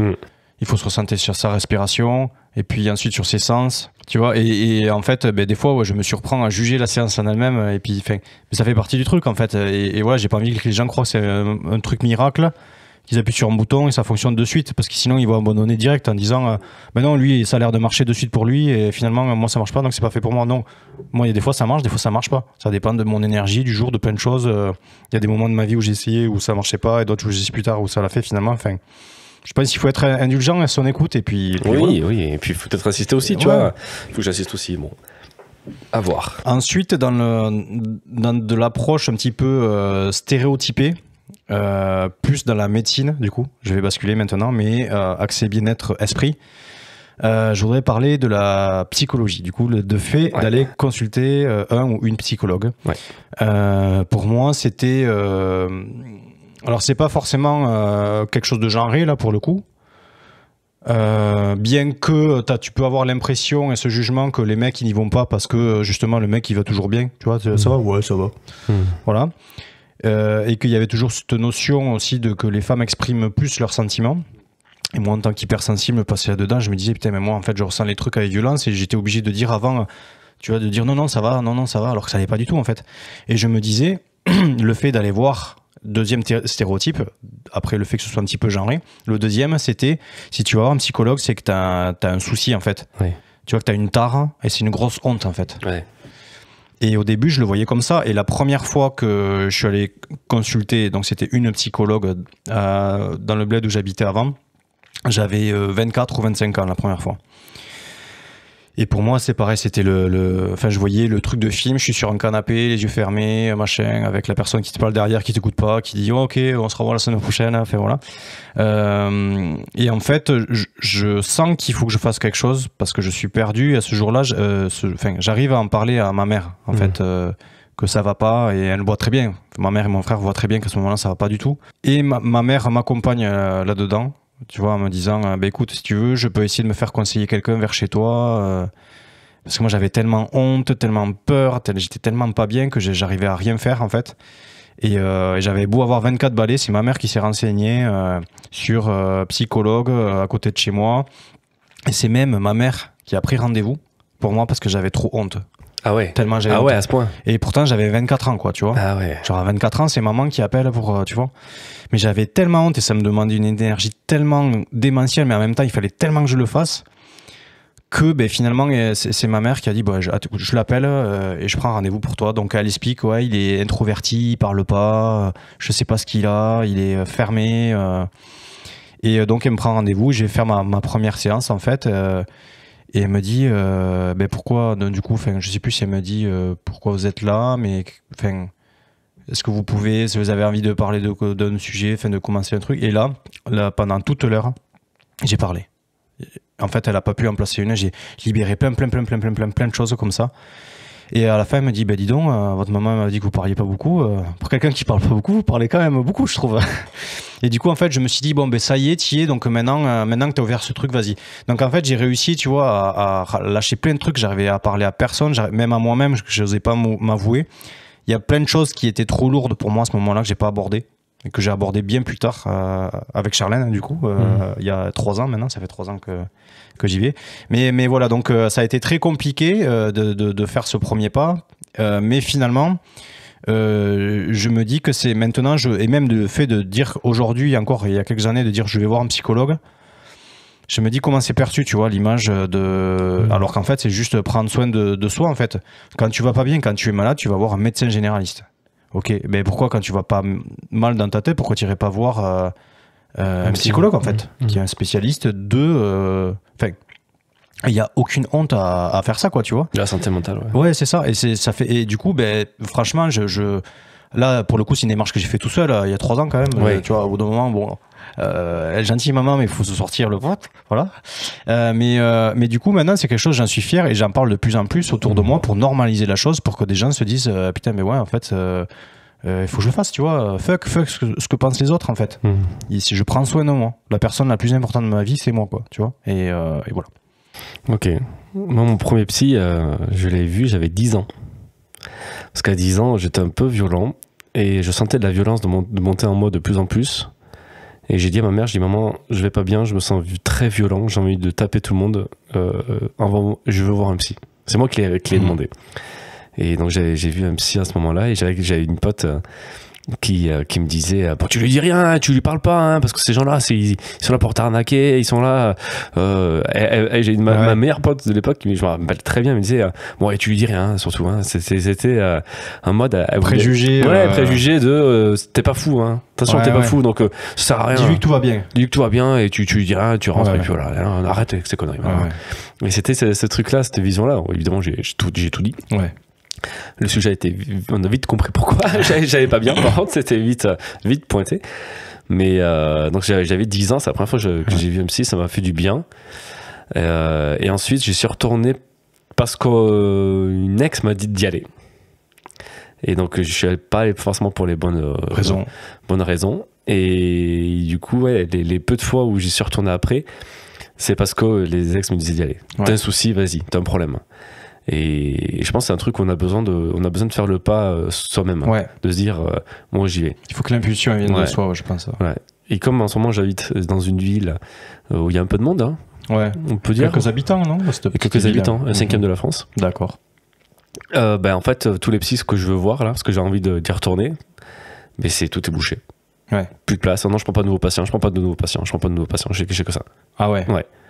J'ai eu que ça et j'en ai eu une à Paris et ça me plaisait pas et j'arrive pas à trouver oui, parce que tu vas pas consulter un psychologue comme tu vas, il y a plus de pain dans cette boulangerie, je vais dans l'autre, c'est pas grave, c'est du pain, quoi. Là il faut qu'il y ait une putain de connexion qui se passe parce que sinon c'est useless, ça sert à rien, quoi. Et au contraire, ça risque de te fermer du truc, de te dire non, finalement c'est pas fait pour moi. Il faut vraiment que dans les relations avec les professionnels médicaux, quels qu'ils soient, je pense qu'il faut l'affinité, le contact et la connexion, elle est méga importante, quoi. Bien sûr, et puis il y a aussi le côté parce que c'est pas pris en compte, hein, donc c'est pas pris en charge, pardon, et malheureusement moi, c'est aussi le côté financier, quoi, qui me retient d'y aller, parce que c'est quand même 70 balles la séance, quoi. Ouais. Enfin, c'est pas oui, ça dépend des villes, mais à Paris c'est 70 balles. Donc toi ça se réfléchit, quoi. Et en fait quand t'as envie d'y aller, surtout quand ça va pas, t'as envie d'y aller une fois par semaine, quoi. Mais là, tu me suis dit, attends, ça fait vite 280 €, quoi. Perte de budget, quoi. Ah ouais, presque 300 balles par mois. Tu fais bon, non, en fait, tu vois. Donc, alors que c'est un placement qui est quand même judicieux, quoi, quelque part. Est judicieux. Mais à condition que tu aies trouvé le bon thérapeute avec qui ça le fait, quoi. Bien sûr. Et mais ouais, donc moi j'aimerais retourner voir un psy, en tout cas. C'est un truc qui m'intéresse et qui me fait du bien, je sais. Mais c'est pareil, en fait, je suis jamais moi-même. Toi, les peu de psy, en fait, j'essaie de me montrer comme quelqu'un de bien. Et j'arrive pas à être moi-même. Et je fais attention à ce que je dis, je fais attention à dire, j'ai pas envie qu'elle pense que je suis un gros connard, j'ai pas envie qu'elle pense que je suis comme ça. Donc, je détourne un petit peu le truc et j'arrive pas à être 100% naturel. Ouais, j'ai remarqué ça aussi chez moi, en fait. Il y a toujours un petit faux self qui se met en place. Il est toujours là, quoi, que tu le veuilles ou non. Alors, je suis de plus en plus moi-même. Par contre, je me rends compte que j'ai toujours cette envie d'être validé, d'être bien vu et que les gens m'aiment. J'ai ce truc-là, tu vois, moi. Et quand j'y vais, il y a plein de trucs qui vont pas et quand j'y vais, je passe plus de temps à lui signaler tous mes succès. Tous les trucs que j'ai réussi à faire, plutôt que de traiter mais on s'en fout. Non, on s'en fout pas. C'est important de valider ça et de se dire c'est cool, j'ai fait ça. Mais par contre, je suis dans ma séance, là, il faut que je parle des trucs qui vont pas là aujourd'hui. Et il y a toujours ce truc où je vais pas quand même, tu vois, au fond de la raison qui m'a poussé à venir ce jour-là, quoi, tu vois. Je vais plutôt dire, depuis la dernière fois, j'ai fait ça, j'ai réussi à faire ça, j'ai réussi à faire ça. Bon, c'est bien parce que du coup, elle me voit aussi les avancées et tout ça. Mais par contre, je parle pas assez des trucs, toujours tendance à dire, mais comme j'en reviens au même truc que je disais au début, ça va? Ouais, ça va. Ouais. Alors que bon. Ouais, mais moi, j'ai envie de trouver une psy qui me pose pas cette question. Genre pas, tu sais, bon, pourquoi vous venez aujourd'hui? Alors que c'est bon, il faut qu'il sache aussi, tu vois. Mais j'ai envie d'arriver à un psy. Comment ça va aujourd'hui? Plutôt? Non, mais même pas. En fait, c'est surtout le pourquoi vous venez, en fait. C'est la première rencontre. Bon, qu'est-ce qui vous amène? Qu'est-ce qui se passe? Tu vois. J'aimerais qu'un psy, rencontre un psy qui me dit, bon, on se connaît pas, un psy que je connais pas, tu vois. Bon, alors, qui êtes-vous? Parlez-moi un petit peu de vous, du coup, mais direct, rentrer dans le sujet, tu vois. Et qui ça m'amène naturellement à y aller. Mais pourquoi vous venez aujourd'hui, à chaque fois, je me bloque. Il y a plein de choses, il y a ça qui va pas, machin. Et ça, j'aime pas faire une sorte de liste de courses de ce qui va pas. Et je pense que j'aimerais trouver un psy juste qui me dise, bon, enchanté, installez-vous, ça va, vous êtes bien, tout va bien. Bon, alors, racontez-moi, du coup, qui êtes-vous? Alors, du coup, qu'est-ce que vous faites? Qu'est-ce qui vous définit? Et on avance comme ça, et juste une discussion qui commence. Un petit sentier tranquille et tu vois le chemin que tu prends au fur et à mesure que tu avances. Voilà, carrément. Et pas une direction forcée avec tourner à gauche à la prochaine rue, quoi. Moi, je suis pas psy, donc je sais pas, peut-être qu'il y a des codes et qu'il y a une raison pourquoi. Mais en plus, je pense que ce serait peut-être même plus fun pour eux d'essayer de deviner pourquoi le mec vient en face, quoi. Dire, bon, allez, hop, une nouvelle personne qui arrive, bon, allez, pourquoi il est là? Je vais essayer de deviner pourquoi il vient me voir. Ça va être mon challenge. Ça me ferait. C'est le truc qui me retient un petit peu, c'est de devoir expliquer pourquoi je viens. Parce que j'ai toujours peur d'en faire des caisses quand j'explique ou faire pas assez. Ou j'ai toujours peur qu'on me dise non, mais ça va, tu viens pour ça sans déconner. Tu vois, qui est ce côté jugement. Bon, ça va, franchement, toi bien. Prends une séance et c'est suffit. Et alors, du coup, dans la même thématique, mais je pense qu'on aura l'occasion d'en parler plus longuement dans d'autres podcasts, est-ce que Sébastien, tu es déjà allé consulter un ou une sexologue? Ah, non. Je n'ai jamais consulté de sexologue. J'ai regardé pas mal de conférences faites par des sexologues, par contre. Des trucs qui m'intéressent. J'ai lu des bouquins dessus. C'est des trucs qui m'intéressent beaucoup. Justement, ce sujet-là m'intéresse beaucoup. Et j'ai fait un festival Désir et Amour où il y avait une sexologue qui faisait des petites conférences aussi, un petit groupe, des tables rondes en fait, où j'ai pu poser des questions, des trucs machin. C'était très très intéressant. Et mais non, je n'ai jamais fait je ne suis jamais allé voir un sexologue ni seul ni en couple. D'accord. Voilà. Ok. Donc je te pose cette question parce que j'ai une petite anecdote à te raconter. S'il te plaît. Voilà. Donc là, on est, je pense, au summum de l'endroit où tu vas en tant que mec et où tu te dis, oh là là, putain, il faut que j'aille voir. Voilà.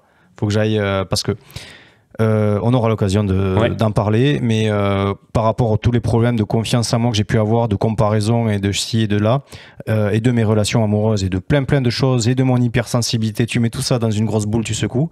Résultat, ça donne quoi? Des problèmes d'érection et d'éjaculation. Ok. Donc je me dis, il y a des fois où ça a marché, des fois ça marchait moins bien, tout ça. Donc je me dis, j'ai envie de comprendre, j'ai envie d'avancer et je veux plus que ce soit un frein dans ma vie. J'ai envie que c'est bon, on enclenche un truc là et on y va. Ok. Et là, bon, je me dis, bon, tu tapes sexologue, Toulouse, je cherche des avis. Alors, Pareil, même encore aujourd'hui, tu vois, j'ose pas encore faire un post sur Instagram ou sur Facebook. Les gars, vous connaissez un beau sexologue par là pour traiter. Ce serait énorme quand même. Ouais. Mais ce serait cool que ça devienne ça. Normal, ouais. Mais bon, peut-être on y viendra. Petit à petit, on s'ouvre. On est là pour ça. Et donc, je trouve une sexologue un peu en dehors de Toulouse, assez bien notée. Je me dis, allez, bim, je prends rendez-vous. Donc, tu prends ton courage à deux mains, ton ego, ta fierté, tu oublies tout ça et tu te dis, on s'en fout. Tu as une problématique, c'est une professionnelle pour ce type de problématique, tu y vas. Et j'étais fier de moi d'avoir réussi à me dire, boum, tu vois, on s'en fout, tu y vas. Ok, j'y vais. Et donc là, ça rejoint un petit peu ce que tu dis. Sauf que là, la raison du pourquoi êtes-vous là, elle est importante. Au même titre que le qui êtes-vous et quel est votre parcours. Ok. Donc, sa première question, c'est pourquoi êtes-vous là? Donc, je lui explique. Problème d'érection, problème d'éjaculation. Ok. Et là, boum, elle embraye. Alors, elle me demande pas problème d'érection, mais est-ce que c'est tout le temps? Est-ce que c'est depuis toujours? Est-ce que c'est une fois sur deux? Est-ce que ça dépend des partenaires? Et pareil pour l'éjaculation. Elle ne s'intéresse pas du tout à mon vécu, à mon histoire. Et pour moi, c'est en fait comment elle peut m'apporter une solution sans connaître le problème, tu vois. Et donc là, en gros, ça a été une séance, mais absolument mais d'un autre monde, quoi. Elle me sort un schéma. En gros, elle me dit, alors je vais la faire grossier. Jean-Marie Bigard, la couillasse. Elle me dit, tu vois, là c'est tes couilles, là c'est ta bite. Et là, t'as le sang qui circule et hop, là tu montes comme un taureau. Alors si jamais t'as la sauce qui va partir, qu'est-ce que tu te dis? Tu penses à mamie qui fait de la motocross, ça va te couper l'envie d'éjaculer. C'est tout ce qu'elle dit. Hein. Et alors, j'ai exagéré, bien sûr, tu te doutes. Bien sûr, mais oui, mais bon, mais l'idée, elle est là, quoi. Mais en gros, voilà. Et je me dis, mais what the fuck, quoi, tu vois? What the fuck. Donc, bref, tout ça pour dire que ça a été une expérience quand même. Donc, j'étais fier de moi d'avoir fait cette démarche-là. Ça s'est pas arrêté là. Mais pareil, c'était un truc où tu te dis, surtout en tant que mec, compliqué de faire ça. Et j'ai eu par la même occasion dans d'autres situations un petit peu malaisantes pour me dédouaner sur mon fonctionnement corporel, pour être sûr qu'il y avait zéro souci et que c'était que dans la tête. En fait, je suis allé voir un angiologue et du coup il te fait passer certains tests pour t'assurer que ça va bien, quoi. Et là c'est pareil, la dignité, l'ego, tout ça, en tant que mec tu laisses tout ça dans le placard. Et je raconte l'anecdote parce qu'elle est quand même assez drôle, très vite fait. Donc du coup, en gros, le mec, la première fois, te fait une échographie. En fait, il vérifie que tes vaisseaux sanguins, t'es pas de caillots, que tout à plusieurs endroits de ton corps. Donc, bon, t'es en slip sur une table allongée, ça va, ça se passe très bien. Il me dit, nickel, vos vaisseaux, ils sont pas obstrués, tout va bien, il y a pas de souci, monsieur. Ok, cool. Bon, je me dis, allez, c'est cool, ça c'est fait, je le paye, ça va. Il me dit, par contre, on fera un test du coup pour voir si le sang, quand il arrive dans la verge, reste dans la verge. Ok. J'ai dit ouais. Donc du coup, je vais vous mettre une prescription. On va vous faire une piqûre, on va provoquer une érection et je vais vérifier que le sang reste. Je fais d'accord. Ok. Donc, je vais chercher le truc. Bim bam boum, j'arrive et puis là le mec me dit bon ben là faut déballer, quoi. Faut dérouler le câble. Là, tu te dis maintenant, tiens, Marcel, tu sautes, quoi, tu vas. Je veux dire, c'est là, t'es là, bon, mais on y va, quoi. Boum, il met sa piqûre. Et puis là, alors là, je me dis, bon, mais ça va venir d'un coup, tu vois. Et puis, il me fait son test. Et puis, c'est bon, ça dure 2 minutes, on parle plus, je me barre. Non. Il me dit, ça suffit pas la piqûre, il faut aussi vous stimuler. Et là, le mec, il va me chercher un vieux livre de Bullish des années 2000 avec des pages arrachées. Des pages collées entre elles. Et bref, je me retrouve la teub en l'air avec un magazine de cul des années 2000 à devoir me palucher dans le cabinet de mec.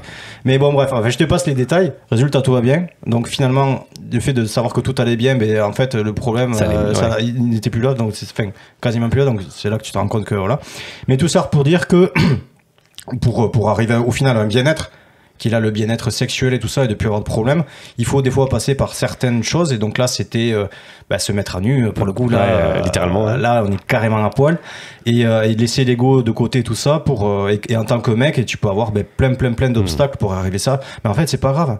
C'est pour que tu ailles mieux, pour que tout aille bien, et c'est normal. Et le mec, il voit des bites toute la journée. Mais c'est leur métier en plus. Ouais. Tu vois, c'est leur métier. Donc et ça, en tant que mec, je pense que je pense qu'il n'y en a pas beaucoup qui feraient cette démarche-là. Pour l'avoir raconté un peu autour de moi, tout le monde m'a dit putain, Ouais, pas mal. T'as été courageux de faire ça, quoi, tu vois. Ouais, c'est bien, ouais.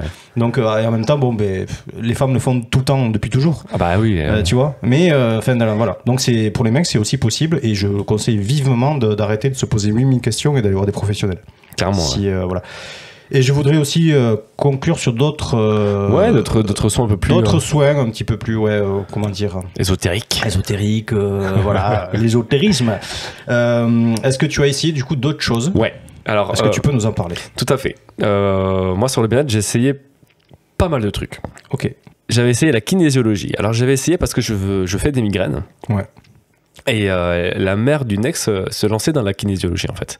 Donc elle m'a dit, allez, viens, elle m'a allongé sur la table. C'était très bizarre d'ailleurs, parce que c'est quand même la mère de ton ex, enfin de ta meuf du moment, pardon. Oui. Et du coup, elle met la main au-dessus de toi, elle fait bon, ok. Et bon, elle avait son bouquin parce qu'elle était encore dedans, donc elle était pas encore toute tête, donc elle avait son petit bouquin dans les mains. Et en fait, alors c'était assez flippant parce qu'elle fait des trucs, elle te touche à certains endroits, elle te pince un petit peu comme ça, elle te récité des trucs plusieurs fois et tout. Là, tu dis, mais qu'est-ce que je fais? Et en fait, elle te sort ta vie.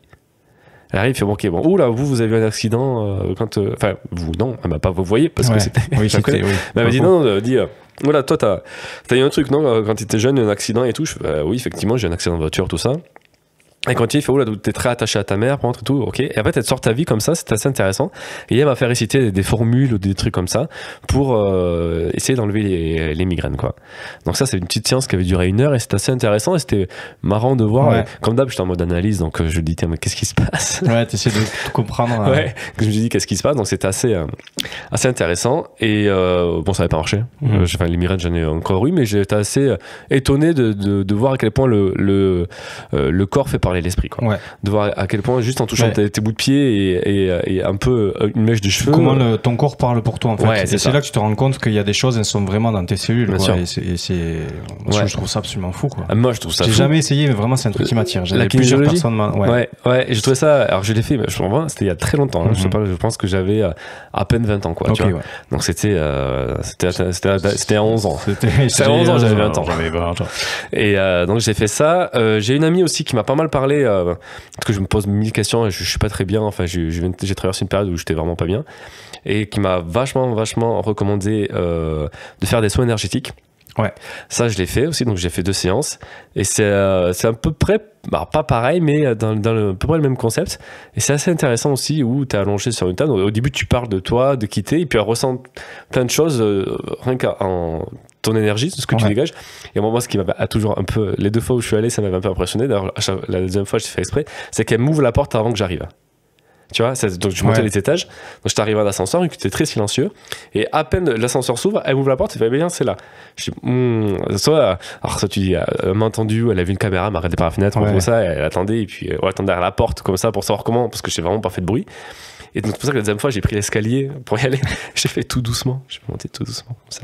Et je suis à peine arrivé sur le palier, paf, elle m'a ouvert la porte, elle fait, ah ben viens, on y va. Je mais comment elle a su que j'étais là, quoi. Du coup, soin énergétique, est-ce que c'est un magnétiseur du coup? C'est ça. Ok. Ouais, c'est magnétiseuse, mais parce que ça j'ai fait aussi. Ouais. Mais je sais pas si on peut appeler ça magnétiseuse. Je pense que oui, mais elle s'est pas trop présentée comme ça, quoi. C'est des soins énergétiques. Okay, et le soin qu'elle me fait, ça s'appelle une trame. Ouais. Et donc là, t'es allongé, pareil, et puis elle met les mains au-dessus de toi. En fait, elle te touche pas, très peu. Non, et tu sens la chaleur. Tu sens une sorte de chaleur. Après, moi, je t'avoue que je suis un peu sceptique à la base de tous ces trucs-là. Je suis très terre à terre. Ouais. Et ce genre de choses, je trouvais ça un peu bizarre, mais ce qui m'a fait rire, c'est qu'elle a à peine fait. La première fois que je m'allonge, elle met à peine ses mains comme ça au-dessus de moi. Elle me fait, oula, vous avez un truc avec votre père là. Et là, il y a un truc assez fort. Je dis oui, effectivement, je raconte un petit peu l'histoire. Elle continue un petit peu, elle fait oula, il y a une fille aux alentours de 18 ans, ou 18 ans, machin. Et en fait, elle m'a sorti pareil, ma vie, mais beaucoup plus précis. Et elle me dit, bon, allez, on va évacuer ça. Je sens effectivement qu'il y a un nœud à ce niveau-là. Elle dit, bon, allez, on va l'enlever. Et en fait, elle met ses mains, et là, je sens une boule d'énergie, enfin, un truc en moi. J'ai même une sorte de malaise, un peu la tête qui tourne, fait des trucs comme ça. Je ne bouge pas, tu vois. Et je dis, mais mais pourquoi ça se passe? Parce que j'y crois pas du tout, moi, là-bas. Ce genre de truc. Je suis là, mais j'ai encore pas de 80 balles à être allongé sur une table, hein, c'est sûr. Et en fait, j'ai eu des effets comme ça, où la deuxième fois, quand je suis retourné, elle a mis ses mains sur mon sternum au-dessus, tu vois, et physiquement, mon sternum bougeait. Je sentais que le diaphragme pardon, bougeait. Je sentais physiquement qu'il y avait un mouvement qui se faisait. Ou mon ventre qui gargouillait. Dès qu'elle mettait sa main au-dessus de mon ventre dans tous les sens. Je dis, mais c'est très bizarre ce truc-là. Et même, elle a mis ses mains au-dessus de ma tête. C'était chaud, je sentais une chaleur. Mais en même temps, si vous mettez vos mains au-dessus, vous allez sentir cette chaleur aussi, si tu veux. Donc c'est un truc. C'est plus ou moins fort quand même. Voilà. Et là, c'était très fort. Et par contre, elle a posé ses mains et ses mains étaient glacées. Je dis, non, mais c'est bizarre. Donc bon, j'étais un peu sceptique aussi de ce truc-là. Et le fait est que quand je suis sorti de là, j'étais défoncé, complet. J'ai mis une demi-heure pour venir à pied et j'ai mis 1 heure pour rentrer. Notamment, je marchais à 2 à l'heure. J'étais là, wow, mais je sais pas ce qui m'est arrivé, quoi. Donc ça, j'ai fait ça. Et toi, t'as essayé aussi de coup là. Donc j'ai essayé. Pareil, en fait, c'est un mec que je connais depuis très longtemps, mais bon, c'est son métier et j'avais jamais essayé. Je me suis dit, j'ai envie de le faire avec lui et pareil, il a 2 mois d'attente. Enfin, c'est vraiment, son truc, ça marche bien et tout ça. Mon frère, il était à l'avant et tout. Et puis, je lui dis, j'ai envie d'essayer, tu vois. Donc, j'ai envoyé un texte. Je lui dis, à ce moment, il y a des trucs, j'ai envie de travailler. Ça, des trucs qui vont pas très bien, que j'ai envie de comprendre, tu vois. Et bon, bref. Et il me dit, OK. Et un jour, vraiment, où ça va pas du tout, il m'avait pas répondu à mes textos. Et ce jour-là, il m'envoie un texto. Il me dit, j'ai une place pour toi ce soir à 18h si tu veux. Il y a une place qui s'est libérée. J'ai dit, putain, mais direct, quoi. Tu vois, j'ai fait, mais direct.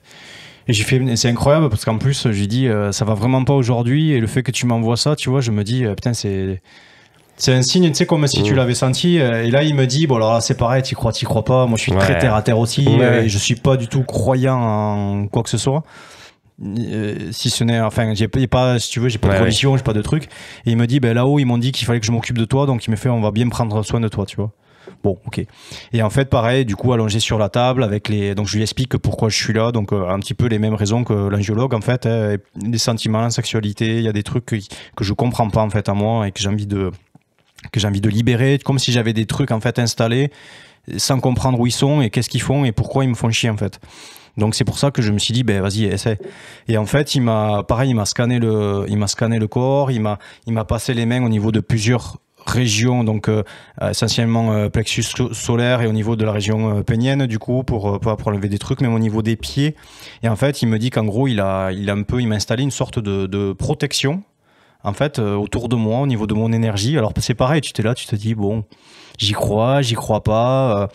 En fait, il m'a dit pas un bouclier, pas une barrière, parce que ça empêcherait les énergies de rentrer et de sortir et ça t'isole, mais plus quelque chose pour te protéger à toi. Comme tu es hypersensible, tu vas ratisser des énergies très très loin, et en fait, c'est ces trucs-là qui viennent s'imprégner dans toi. Enfin bon, bref. Et du coup, pareil, j'ai senti des chaleurs au niveau du corps et tout ça, et des fois, j'avais des micro-mouvements de mon corps, et du coup, je savais pas si c'était lié à ça ou si j'aurais quand même eu ces micro-mouvements. Enfin, tu sais pas trop. Bref. Je pense que j'ai essayé d'intellectualiser le truc aussi, j'ai pas trop compris. Mais par contre, il m'a dit après, si tu veux, on peut se refaire un rendez-vous. Il me fait, j'aimerais creuser un peu plus en profond ton énergie et tout ça. Et du coup, j'ai fait, ouais, vas-y, on y va, quoi, tu vois. Donc, je découvre ça un petit peu avec curiosité. Il y a eu des résultats sur certains trucs récemment, plus ou moins liés à ça ou pas, je saurais pas dire. Ouais. Mais c'est ça qui rend le truc un peu voilà. C'est mystique. C'est bien des fois de pas trop savoir. Ouais, de pas trop savoir, quoi. Donc voilà, après j'ai testé, un dernier truc que j'ai fait aussi, c'est justement sur l'acceptation du corps et sur l'acceptation de soi-même. C'est des événements à Paris, un peu privés, des groupes assez privés. Je vais pas dévoiler le nom parce que je crois que j'ai pas le droit de le faire. Mais c'est des événements. Chut, pas de marque. Pas de marque. C'est des événements où tu te retrouves à là une 12, je crois, dans un endroit très sombre, très très beau. Par contre, c'est une beauté incroyable, une vue sur Paris, un 360, enfin c'est la folie. Et tu te retrouves là, en fait, et c'est un peu sur le consentement, et c'est sur justement pour apprendre à accepter ses désirs et à se détendre, en fait, aussi, tu vois. Donc il y a plein d'exercices à faire, on est 12, et la nudité est autorisée. Tu peux ne mettre pas la sexualité. Donc dès le début, il y a des règles qui sont définies, et qu'on choisit. Est-ce que pour vous un bisou c'est sexualité ou pas? Oui, non, pourquoi, machin, ok. Et puis on fait un petit tour de pourquoi on est là, qu'est-ce qu'on est là. Et souvent les gens sont là pour apprendre à accepter leur corps et apprendre à essayer de chercher quelque chose de nouveau dans l'énergie, soit sexuelle ou pas, ou juste dans la connexion envers les gens, quoi, si tu veux. Okay. Et là, c'est assez intéressant parce que tu as des exercices où tu te retrouves, où tu fais des petits groupes et tu dis, bon ben voilà, quel est ton désir? Là, qu'est-ce que tu veux maintenant, là, sur toi? Et je suis là, bon, je sais pas, j'ai envie de me faire masser, quoi, tu vois. Donc, tu enlèves ton t-shirt, tu restes en caleçon. Et moi, je me suis fait masser par 4 personnes en même temps. Donc, j'avais 8 mains en train de me masser. Donc, t'as allongé, t'as 8 mains sur toi en train de te masser. Tu fais, ah putain, c'est génial, quoi. Et tu demandes plein de trucs et tu les as. Et donc, ça, c'était génial. Une qui demandait, je sais pas, est-ce qu'on peut juste se toucher les bras ou est-ce que vous pouvez me faire des compliments? Est-ce que, tu vois, c'est aussi, c'est un truc pour apprendre à se retrouver. Et il y a pas mal d'exercices sur le consentement aussi, de comment, accepter le non et d'en faire quelque chose de tout à fait banal et de dire si on te dit non, c'est ok, enfin tu vois, c'est ok. Donc c'était très intéressant et je le mets aussi dans le bien-être parce que c'est un truc où tu sors de là, tu fais putain, on devrait tous faire une séance de consentement en fait, de se dire oui, non, parce que on t'apprend à dire non et à remercier le non, et de consentement et d'exprimer ses désirs aussi. Exactement, c'est les deux et en fait ça fait partie d'un package commun, quoi. Exactement, et c'est là où moi j'ai eu beaucoup de mal en fait quand c'était mon tour d'exprimer mes désirs. Qu'est-ce que tu aimes, qu'est-ce que tu veux, tu te dis non, je vais pas dire ça, je peux dire ça. C'est ça. Mais en fait on va pas forcément te dire oui. Mais exactement, au moins exprime ce que quels sont tes besoins et tes envies, quoi. C'est ça, et ça peut être sachant qu'on peut te dire non et que c'est pas grave et que c'est cool. Et que si on te dit non, faut que tu dises merci pour ton non. Et c'était ça où c'était assez intéressant parce que c'était des groupes de 3 et en tournée en fait on avait 5 minutes chacun et là c'était à moi d'exprimer tes désirs. Je sais pas, on peut se faire un câlin à 3, je cherche des trucs débiles et en fait il a pas la prof mais celle qui gère l'atelier, elle disait non mais tu peux aussi demander des compliments, tu peux dire faites-moi des compliments, j'en ai besoin, ou plein de trucs comme ça. Donc ça m'a fait du bien, c'était plutôt cool. Tu peux rester dormir si tu veux là-bas, en fait tu y vas de 19h et tu peux partir à midi, quoi. Donc très intéressant, ça c'est bien. Alors je suis pas sûr que ça existe partout. Je pense pas. Je pense que c'est un petit peu nouveau. Enfin, j'ai jamais entendu parler de ça. Peut-être, mais c'est un peu cercle fermé. C'est un peu des trucs. Je pense qu'il se passe des trucs aussi même à Toulouse, hein. Mais il faut connaître quelqu'un qui connaît quelqu'un qui est, quoi. Tu vois. Parce que vu de l'extérieur, t'entends ça, tu te dis waouh, qu'est-ce que c'est ce truc. C'est ça. Jackie-Michel.com ou c'est quoi? C'est un peu ça parce qu'en fait il y a plusieurs étapes, donc il y a plusieurs niveaux de nuit. Tu vois, là c'était la première nuit et ensuite la troisième, la sexualité est autorisée. Tu vois, c'est un truc où ça peut être vraiment, mais c'est body positif. Et quand tu arrives, on te demande est-ce que c'est il, elle ou yel. Comment on te définit. Voilà. Donc c'est en mode il n'y a pas de honte, tout le monde est là. Il faut vraiment se détendre. C'est pour ça que la nudité est autorisée. C'est en mode on se juge pas. Tu peux te mettre à poil. Donc il y en a qui ont enlevé des t-shirts, il y en a qui commencent à se mettre nus et c'est cool, quoi. Enfin, je suis absolument pas du tout sûr d'être prêt à faire un truc comme ça. Non plus. C'est pour ça que j'ai fait. Mais par contre, je trouve le truc. Pareil, ça dépend. Il faut que l'énergie collective elle soit vraiment dans le même sens, quoi, tu vois. Mais c'est un truc pareil, en théorie je me dis putain, le concept est cool. Bien sûr, le concept est cool et surtout qu'on peut très bien, tu peux partir à n'importe quel moment et tu dis si en fait tu te rends compte que ça te va pas, tu t'en vas et si tu vas trop loin on te vire. Toi il y a des trucs bien sûr, obligé, quoi. Obligé, mais c'était quand même intéressant. C'était un truc assez cool. Voilà. Écoute, merci pour cette anecdote et cette T'as des trucs à partager encore, toi, sur le bien-être? T'as fait des trucs en plus? Alors je vais en parler viteuf, mais je pense que pareil, c'est au même titre que la sexologue, c'est peut-être pas une personne qui m'a correspondu au niveau de son approche et tout ça. C'est l'hypnothérapie. J'y suis allé 3 fois pour les mêmes raisons. Sentimentale, sexualité, libérer des choses, en fait, c'est un peu le boss final, quoi. Mais pour moi, ça a été finalement 2 méditations guidées. Ça m'a rien apporté. Et je rejoins un petit peu le truc de ce que je disais quand je vais voir ma psychologue. J'y suis un peu allé en disant tout ce que j'ai réussi dans ma vie, quoi, tu vois. Et pas en mettant l'accent sur... j'ai trop tendance à montrer le bon côté et peut-être pas assez le côté difficile pour qu'elle puisse justement le travailler. Alors c'est peut-être moi qui... tu vois, je dis pas forcément que c'est elle qui était une mauvaise thérapeute ou l'inverse, mais bon, bref. Donc ça m'a pas forcément apporté, mais par contre, je mets pas une croix dessus et c'est pas impossible que je réessaye une autre personne qu'on m'ait conseillé, au même titre que la sexologue ou peu importe, mais voilà. Je me referme pas les portes sur sur ces possibilités-là d'accès au bien-être du corps et de l'esprit. Eh bien, écoutez, je pense qu'on a partagé pas mal de choses, bien plus qu'on ne pensait au début. Je pensais vraiment que ce podcast allait durer 20 minutes. Je me suis dit, parce que j'avais rien écrit. T'as oublié les 1 heure, juste. Ouais, c'est ça, 1 heure et 20 minutes, quoi. Bon. Mais bon, quand on est bien, pourquoi arrêter, quoi? Voilà. Pourquoi s'arrêter? Pourquoi s'arrêter quand on se fait du bien? Eh ben, c'est vrai. Eh ben, je pense que c'est sur ces dernières paroles que nous allons nous quitter. Ouais, en tout cas, c'était un très bon sujet, donc je te remercie d'avoir choisi ça et d'avoir voulu en parler. Ouais. Et c'est parce que c'est pas, voilà, j'ai franchi un cap dans le côté de pouvoir parler de choses et j'en suis content et j'en suis fier. Voilà, donc je me remercie aussi. Il faut des fois se remercier. Et une fois de plus, si vous avez aussi vous des anecdotes ou des choses à partager, des tips bien-être, des recommandations à faire. Surtout n'hésitez pas. Voilà, n'hésitez pas à nous partager vos vécus. On peut les partager même anonymement si ça vous gêne qu'on partage votre nom. Mais juste voilà, si vous avez des choses qui peuvent aider nous aider à nous, Seb et moi, et les auditeurs, les auditrices, à tout le monde quoi en fait. N'hésitez pas. Voilà. Parce que nous, en quête, Laurent et moi, on est toujours sur un chemin, on est sur une voie, et on prend tout ce qu'on nous donne. Et le podcast fait partie d'une des étapes, d'une sorte de thérapie pour nous, mais c'est dans le but de trouver le bout de cette voie, quoi, de ce chemin-là. Donc, n'hésitez pas à nous aider. On ouvre des portes, on vous invite à rentrer avec nous et à faire le chemin ensemble. Et on le fait le chemin ensemble. Exactement. C'est beau pour ça. C'est beau. C'est magnifique. Merci les amis, merci tout le monde. Merci tout le monde et on vous souhaite un bon début, une bonne fin de journée selon là où vous en êtes. Tout à fait. Et on vous dit à très bientôt. À très bientôt. Salut. Salut, ciao.